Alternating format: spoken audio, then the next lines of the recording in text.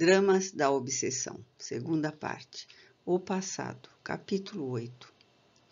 Ao contrário do que se previra, passou-se a manhã daquele dia e também a tarde, sem que nenhumas novas adviessem de Frei Hildebrando ou de seus agentes.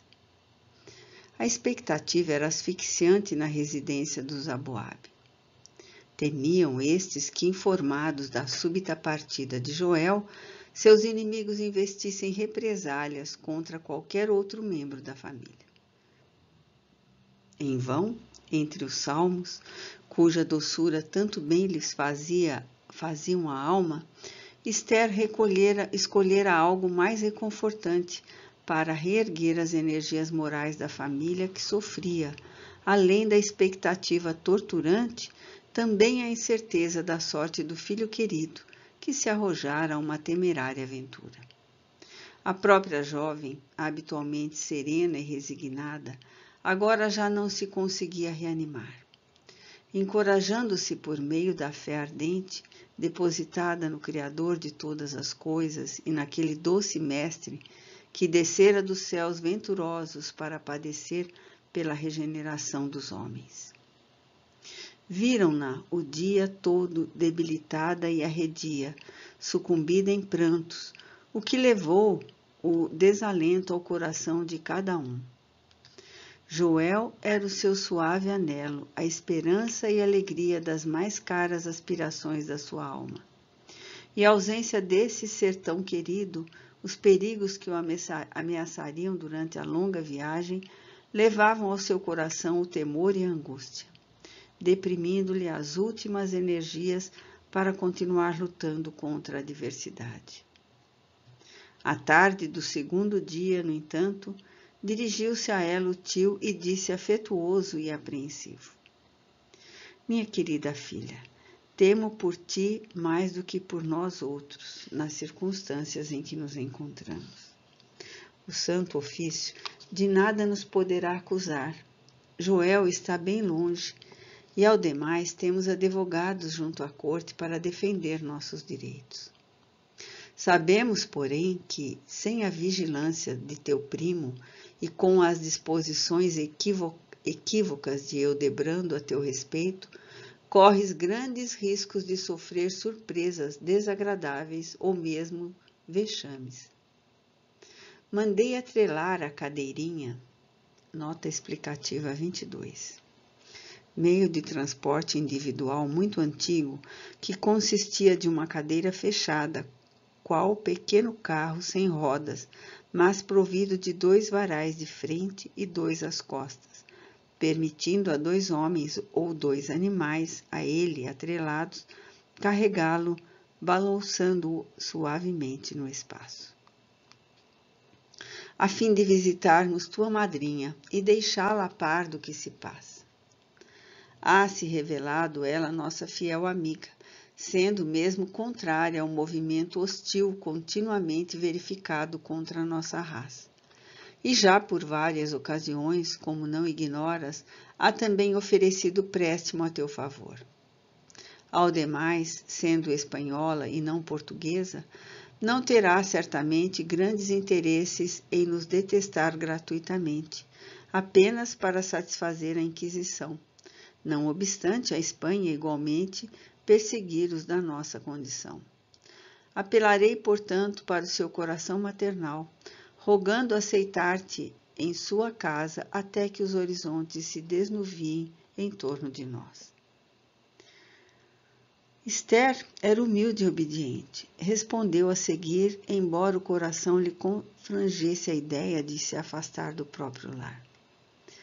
Pesa-me deixar-vos em momento tão crítico, meu tio, mas, se assim deliberais, será porque assim será o que melhor convém, e aprovarei vossa resolução. Subiram para a pequena viatura, mais cômoda e usual para pequenos percursos, e partiram para a residência da Condessa Maria de Faro, em cujo caráter confiavam de todo o coração. A Condessa Maria era mulher de 40 anos, valorosa e digna, não existindo até então no conhecimento público nenhum deslize que a levasse a desmerecer do conceito que desfrutava na sociedade e na intimidade dos amigos. Espanhola de nascimento, consorciada com um fidalgo português, vivia desde muito em Portugal, sendo amplamente relacionada entre a nobreza e até mesmo entre a realeza. Confessava-se contrária às hostilidades infligidas aos hebreus, fossem portugueses ou estrangeiros, e em presença destes e dos amigos íntimos, atacava com veemência as leis que estabeleciam tanta desumanidade contra criaturas indefesas. Não seria de admirar que tão digna senhora assim se conduzisse, visto que, por aqueles atormentados tempos, muitas vozes beneméritas bradavam contra a Inquisição, censurando e até execrando as suas façanhas. A condessa, porém, em verdade, era mais loquaz e leviana do que realmente sincera naquilo que afirmava, e a despeito de, realmente, não desprezar a raça judaica e dela se compadecer, não se esquecia jamais de também testemunhar considerações aos inquisidores, esmerando-se em amabilidade sempre que possível. Levando Esther à pia batismal, quando da obrigatoriedade imposta aos judeus, e defendendo por mais de uma vez, não só a afilhada como toda a família, desta dos choques circunstanciais provocados pelo fanatismo partidário, cativara de tal sorte a confiança dos Aboabe, que por mais de uma vez fora também ela a sua confidente e conselheira. Quando do desejo de Joel e Saulo se transferirem para Roma, no intuito de fugirem às opressões diárias que suportavam, tencionavam suplicar-lhe o valor, ainda uma vez, para lhes conseguir a licença necessária, caso falhasse o concurso dos supostos amigos inquisidores. Entretanto, como vimos, o funesto incidente entre este e o primogênito da casa transformou a programação do velho rabino, sugerindo novos passos na via angustiosa que palmilhava. A condessa Maria de Faro, reencarnada, se achava nos primeiros decênios do século XX na pessoa sofredora e humilhada da esposa de Leonel, o suicida por quem todo o nosso penoso trabalho era realizado. Ao passo que o próprio Leonel, por sua vez, conforme revelação inicial, era a reencarnação de Hildebrando de Azambuja. Para a boa compreensão da moral desta verídica história, rogamos ao leitor não perder de vista este precioso detalhe, feito que continuaremos ouvindo a narrativa do guia espiritual de Leonel. Continuou ele. Depois de receber a afilhada com visíveis demonstrações de afeto e alegria, a condessa de Faro fê-la encaminhar-se para os aposentos que lhe eram destinados, concedendo-lhe uma criada para os serviços particulares, tal se tratasse de uma fidalga a quem hospedasse. Aqui estarás tão bem como em tua própria casa, querida Mariana, afirmou ela recém-chegada, por entre sorrisos amáveis, pois a digna senhora era sempre pródiga na distribuição de sorrisos. E nada há de te faltar. Tua presença traz-me um grande prazer. Será como se aqui estivesse a minha Emília, que se foi para a Espanha após o casamento. Peço-te que me consideres a tua segunda mãe, pois vejo que, com efeito, muito careces do amparo e dos afagos de um coração materno.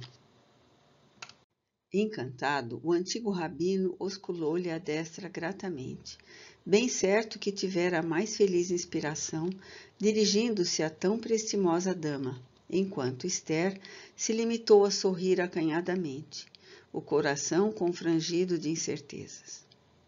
Uma vez a sós com a fidalga, o Dr. Timóteo pula a par dos ingratos sucessos desenrolados em seu lar pela tarde de domingo, os temores de que se via presa, inclusive.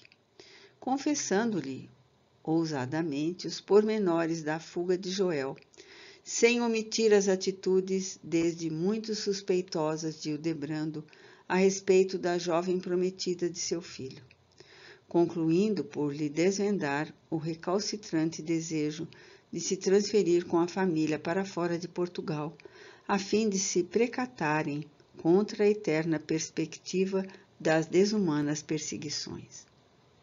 Talvez, se sentindo em desespero de causa, ou excitado pelos acontecimentos de 2 dias antes, Timóteo estendeu ainda mais a confiança depositada na Condessa e solicitou-lhe o concurso precioso para saírem legalmente do país, de posse dos pequenos haveres que ainda lhe restavam, visto que, já idoso, impossível seria partir destituído de recursos, ao menos para se socorrer a família nos primeiros tempos em terras estrangeiras.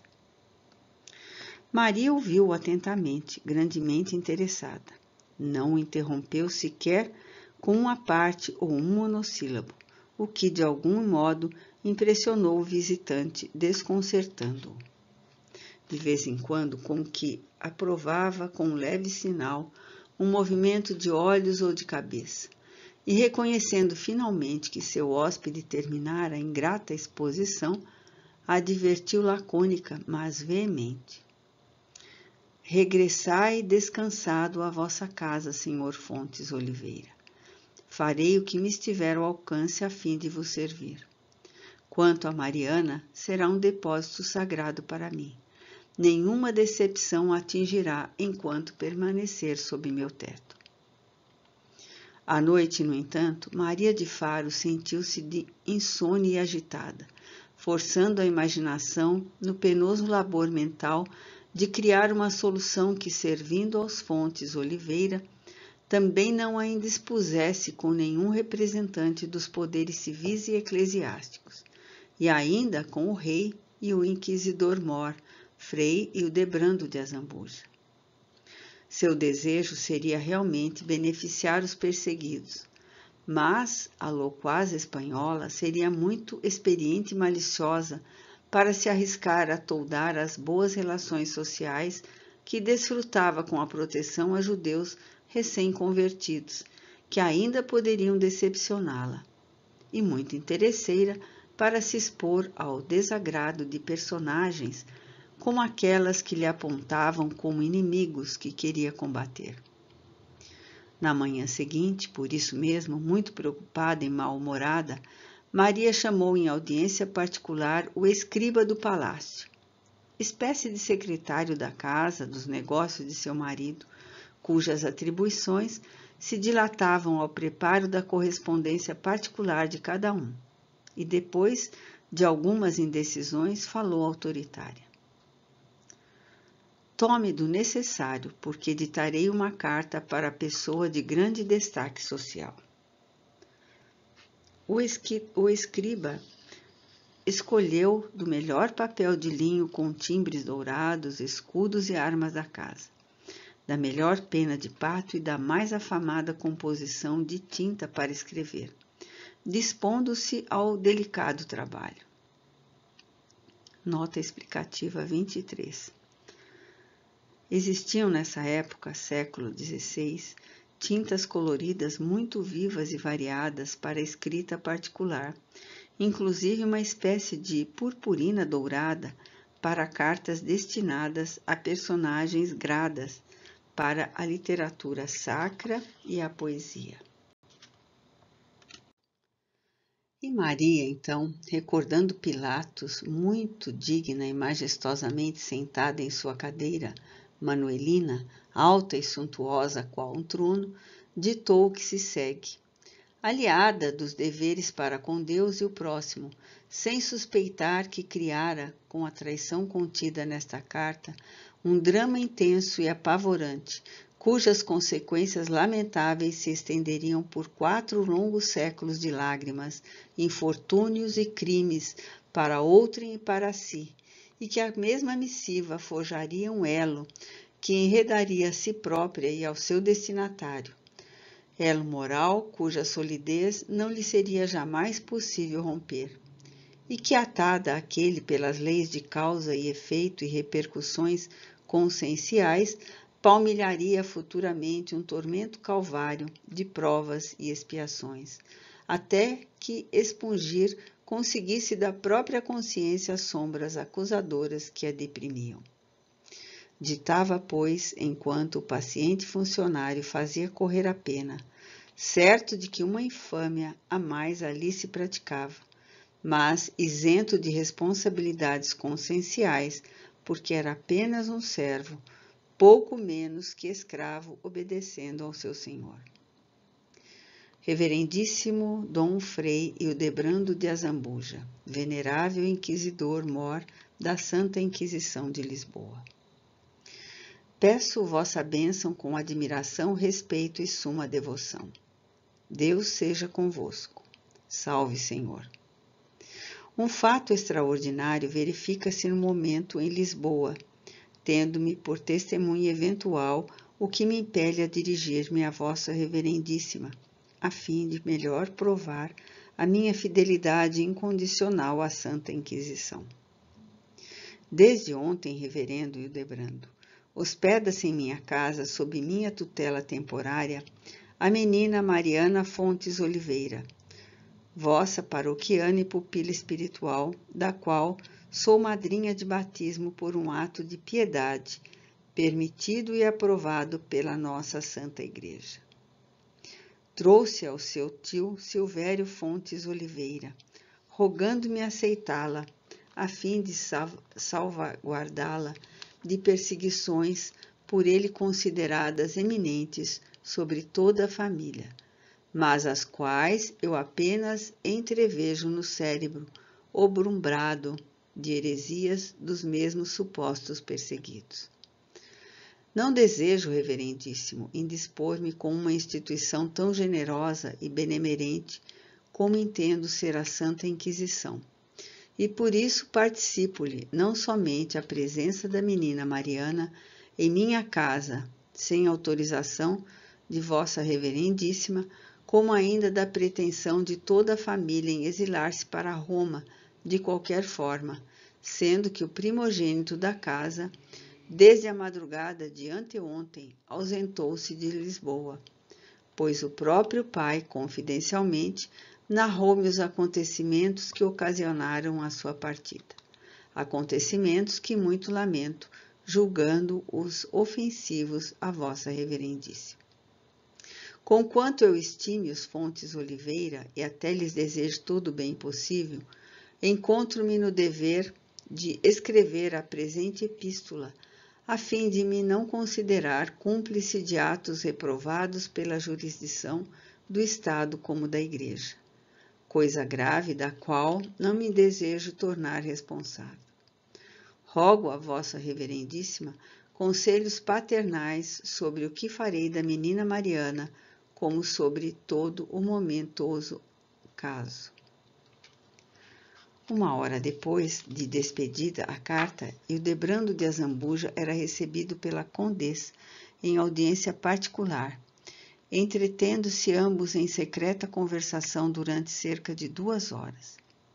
Ao despedir-se, o religioso osculou a destra da inconsequente fidalga, exclamando enfaticamente: a circunscrição da Santa Inquisição de Lisboa agradece pela minha voz, senhora, a valiosa cooperação que acabais de conceder ao decoro e à respeitabilidade da Igreja. Retirando-se, Dom Frei Hildebrando de Azambuja tomou imediatas providências para que Joel fosse detido antes de entrar em Roma, localidade em que estaria coberto de ataques pessoais tão comuns em Lisboa e de onde, portanto, não seria possível a Inquisição recambiá-lo com facilidade para Portugal. Era, como vemos, o 3º dia da partida do jovem Aboabe e Hildebrando, ressentido pelo descaso e pela desobediência à sua pessoa e cogitando da melhor forma de castigar o ardoroso mancebo, ignorava, no entanto, a sua partida, visto que realmente não mandara espionar, nem sequer conceber a possibilidade do arrojo de uma fuga. À tarde desse dia em que visitara a condessa, portanto, partiu de Lisboa uma escolta armada, constante de 5 homens à cata do fugitivo e do pajem, legalmente documentada e com ordens rigorosas de prisão ao infrator, devidamente assinadas e registradas, o que lhe emprestava um irresistível poder. Entre mentes, Maria de Faro penetrara os aposentos da afilhada e, demonstrando no semblante grave e insólita frieza, que na véspera se julgaria inconcebível, ordenou sem maiores explicações: prepare-se, menina Mariana, a fim de retornar ao domicílio de seu tio. Não me será lícito recebê-la como pupila sem uma ordem do juizado e do arcebispado. Terão de me nomear primeiramente tutora perpétua, por ordem de El-Rei Nosso Senhor, para que me seja viável a sua reeducação ao critério das nossas leis religiosas. Uma vez que, até agora, a menina somente ha convivido com seus ascendentes hebraicos, não obstante a instrução recebida sob patrocínio da Igreja. Timidamente e muito pálida, Esther retorquiu, os olhos marejados de lágrimas: Senhora, eu sou cristã sincera. Amo a cruz do Senhor Jesus com a veneração do fundo da minha alma. A condessa pareceu não ouvir e retirou-se sem responder. Uma aia acompanhou de volta a formosa hebreia, deixando-a entregue ao tio. Sem quaisquer explicações fornecidas pela condessa, Aboabe houve de se orientar pelos relatos da sobrinha, porquanto aquela dama, até então amável e prestimosa, não se permitiria sequer agora a consideração de uma carta esclarecedora da recusa em conservar a afilhada, quando na véspera prometera gentilmente protegê-la. Ansioso e incompreensivo e nem confiando no que lhe transmitira Esther, o pobre homem tornou ao palácio no intuito de se entender melhor com a ilustre dama, pois temia haver contribuído de qualquer forma para desmerecer o seu conceito, e insistente e perseverante, como sonham ser os de sua raça, solicitou nova audiência, aguardando, porém, pela resposta cerca de 2 horas, fim das quais apenas obtivera de um criado descortês esta lacônica decisão: a senhora condessa não concede audiência no dia de hoje.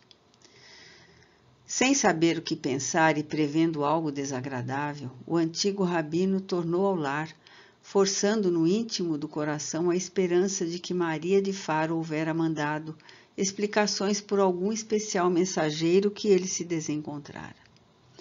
Chegando, porém, ao próprio domicílio, encontrara antes um mandado do Santo Ofício para que ele e os filhos comparecessem, ainda aquela tarde, à sede da circunscrição, a fim de prestarem esclarecimentos urgentes quanto à tentativa de afastamento de Lisboa do jovem Henrique Fontes Oliveira, sem a devida autorização do legado do bispado. A cerimônia, não obstante os aparatos e terrores próprios da época, decorreu normalmente. Toda a família, a uma só voz, asseverou ignorar a súbita resolução do jovem, pois ele apenas se afastara para o campo acompanhado do seu pajem, em busca de paisagens para os quadros que tencionava pintar, que efetivamente mantinha intenção de se transferir mais tarde para Roma, a fim de aperfeiçoar estudos artísticos, mas que no momento apenas perambulava pelas províncias, a fim de se inspirar para a obtenção de motivos para os seus quadros. Não seria impossível que assim fosse ao entendimento da Inquisição. No entanto, o testemunho da Condessa de Faro, cuja carta denunciadora a Frei Hildebrando fora do conhecimento dos juízes e acusadores, fora também levada em muita consideração para que a palavra dos depoentes prevalecesse.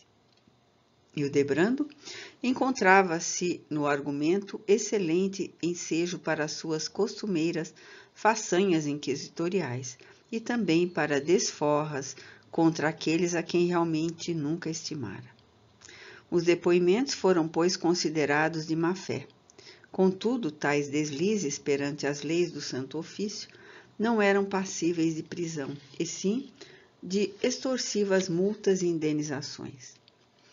Houve, portanto, Timóteo, ainda uma vez, de depositar nos cofres públicos ou nas mãos ávidas dos inquisidores boas quantias de ouro, o que o reduziria à mediocridade de fortuna, carecendo mesmo até de pôr à venda muitas das preciosidades que possuía, tais como pratarias, cristais, porcelanas, objetos de arte, joias, etc. Não obstante, a vigilância em torno dele e da família recrudesceria, sentenciariam as autoridades e qualquer outra infração às leis vigentes de tão egrégio tribunal, punida com a prisão e o respectivo processo. Quanto ao jovem Henrique, ao encalço de quem partira uma pequena tropa, seria preso e processado, porquanto, ainda que se ausentasse de Lisboa apenas para a pequena viagem de recreio dentro de Portugal, ele o fizera sem se prevenir com a devida licença das autoridades competentes. Hildebrando, porém, estava certo, como sabemos, de que Joel, ou Henrique, realmente fugira graças às altercações entre ambos à mesa dos Fontes Oliveira, conforme as informações fornecidas por Maria de Faro. E, apoiando-se na legalidade inquisitorial, pretendia agravar o fato dele valendo-se, a fim de servir às próprias pretensões. Em primeiro lugar, a sua mesma crueldade de inquisidor insaciável, que jamais se eximia de perseguir e maltratar. Em segundo, apossar-se de Esther, por quem se sentia incendiar de desordenada paixão, e vingar-se do jovem Henrique, a quem jamais admirara e por quem se reconhecera invariavelmente tratado com altivez e menosprezo. Assim foi que, sem que o infeliz Timóteo de nada desconfiasse, introduziu Hildebrando de Azambuja no solar hebreu um espião de sua inteira confiança, procedendo, porém, para tanto, sutil e cautelosamente. O leitor certamente não conceberá o quanto de humilhante e exasperador existia em torno de um indivíduo ou de uma família considerados suspeitos de quaisquer faltas pela Inquisição. Tornava-se, por assim dizer, execrados pela sociedade, que afetava o desprezo demonstrado, como não o faria o pestoso, cujo contato todos temem e do qual se afastam com asco. Entravam a sofrer a angústia do isolamento social. Desertavam de sua casa os amigos e os comensais mais íntimos. Na rua, davam-lhe as costas ou trocavam de calçada quando os encontravam. Aqueles que dantes lhe apertavam as mãos e lhes deviam favores, em muitos casos, os desgraçados perdiam até mesmo o direito de suprir a sua despensa doméstica, porque os marchantes e quitandeiros suspendiam o fornecimento, temerosos de se envolverem em processos idênticos como simpatizantes do judaísmo ou arrolados como testemunhas no tribunal da fé. E nem se julgue que os correligionários de crença corriam a socorrer o perseguido, porque ninguém mais inimigo de um hebreu convertido, mais suspeito de infiel à fé católica do que outro hebreu convertido, mas não suspeito ou outro não convertido. Nota explicativa 24. A Inquisição perseguia com verdadeiro furor os judeus chamados cristãos novos, suspeitando-os, às vezes sem razão, de infiéis aos compromissos assumidos com a Igreja, relapsos na fé católica.